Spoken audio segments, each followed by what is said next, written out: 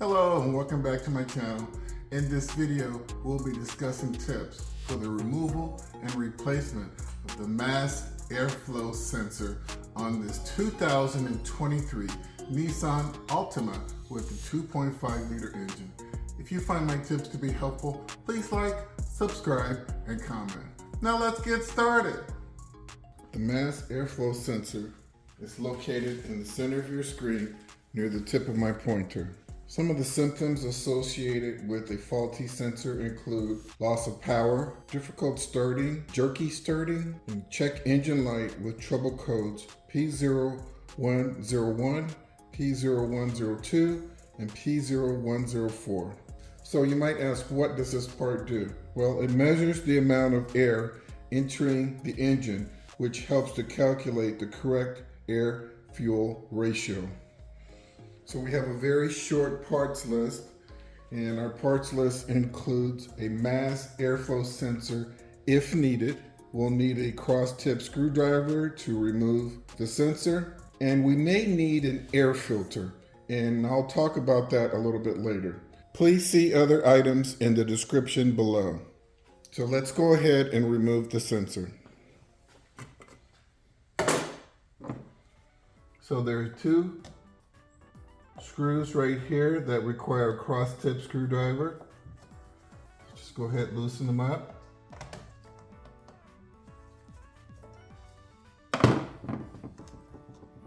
Careful that you don't drop them. Don't be in a rush.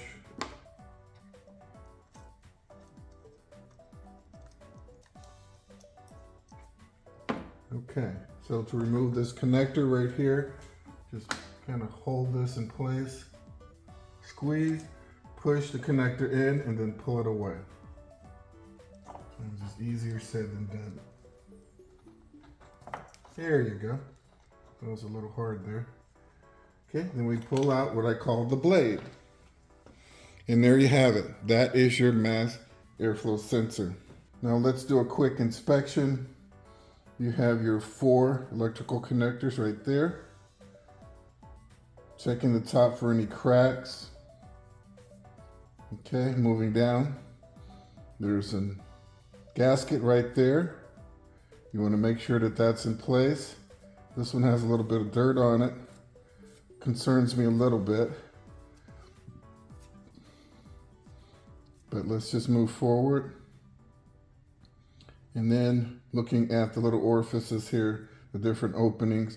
And this is really what you want to see. This one has a little bit of dust on it, which is not bad, but you definitely wouldn't want to see any oil in here, and no moisture at all. Okay, so I'm going to take a slight detour at this point and let you know, before you look to replace this sensor, there's one thing that you should do prior to replacing this sensor. So let's take a quick detour and address that. And that detour is checking the condition of your air filter. I'm going to do that right now. So remove one clamp right here. There's another one right there. Then you take this box, you're going to kind of grab it like this, and you're going to remove the whole thing just like that, okay? Just like that. There you go, okay? Now that we have it up, I can just slip my hand in here and pull out the air filter. And here is your air filter. And I'm going to say that this is in poor condition, okay?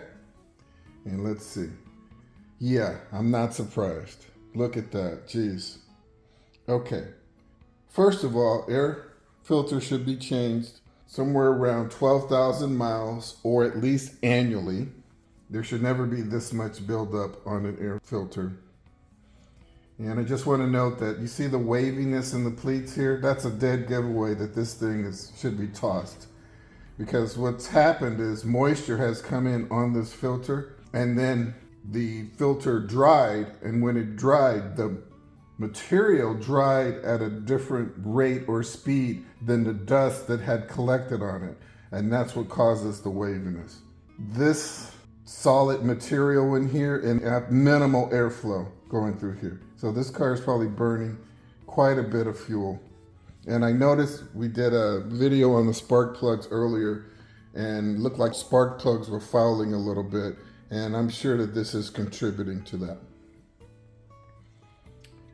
Okay, that's all I'm gonna say about this air filter. This should be changed as soon as possible.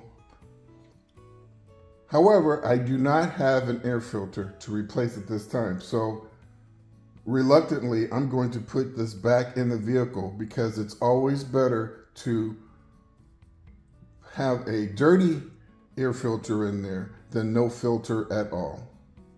Okay, so I'm gonna pause and I'm just gonna step out and bounce this thing on the ground about 5 times, see if I can get some of this heavy stuff off, and then put it back in the vehicle, and I'll be right back. Okay, I was able to get some of the heavy material off, but this thing definitely needs to be replaced as soon as possible. Now let's go ahead and I'm going to guide you through the process of reinstalling this air filter. And one of the reasons I'm doing this is just to let you know, this is a fairly easy item to replace on your own. So, you know, I think about the prices that they charge at these, you know, kind of quick service facilities, and they really get people and they gouge you on these air filters. And so hopefully this video will encourage you and build up your confidence. So if nothing else, you can learn how to replace your own air filter. Okay. Opening that up. Slide it in.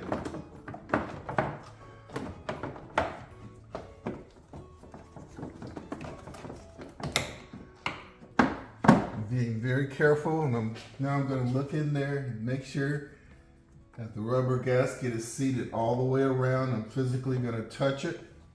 All right. So now I'm going to grab this box, pull it back just a little, and then slide it in.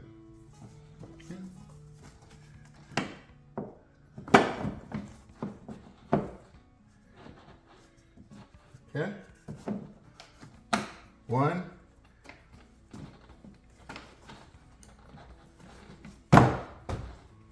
And 2. See, it wasn't quite in. So now I'm going to check it. And it's in. That's solid. Okay. So let's get back to the mass airflow sensor. Mass airflow sensor is pretty much bulletproof. And as long as there's not a lot of dust or oil on it or some kind of electrical issue, this thing should last for a very long time. Okay? If it's throwing a code, what I would do is attempt to clean it with mass airflow sensor cleaner. And you don't have to use this particular brand. This is just a brand. But you get in here and clean all these openings. Okay? Just everywhere you see an opening, just clean it. Just saturate it. Clean it once, shake it out. And this dries very quickly. And then clean it again, okay? Do it twice, reinstall it in the vehicle. Run the vehicle for maybe 40 miles. It could be that the engine light would simply turn off on its own and the issue has been resolved. If the engine light stays on after 20 miles or so, then and only then would I look to replacing this part, okay? So I hope you guys see the sequence. So the sequence is check your air filter, check your mass airflow sensor, clean it if possible, run your engine for 20 miles, see if the check light goes off on its own. If it doesn't go off on its own, then look to replace the sensor. And those are my pro tips for this video. So let's go ahead and get this sensor replaced. And there's a couple of little grooves here or notches that correspond to tabs right here. So this only goes on one way. Slide it on. there you go. Got my cross tip screws.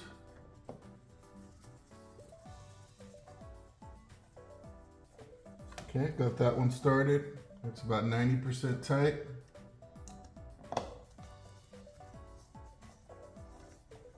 Okay, that one's 90% tight. Now I'm gonna just shake it and get that O-ring seated, that gasket, make sure it's seated really well.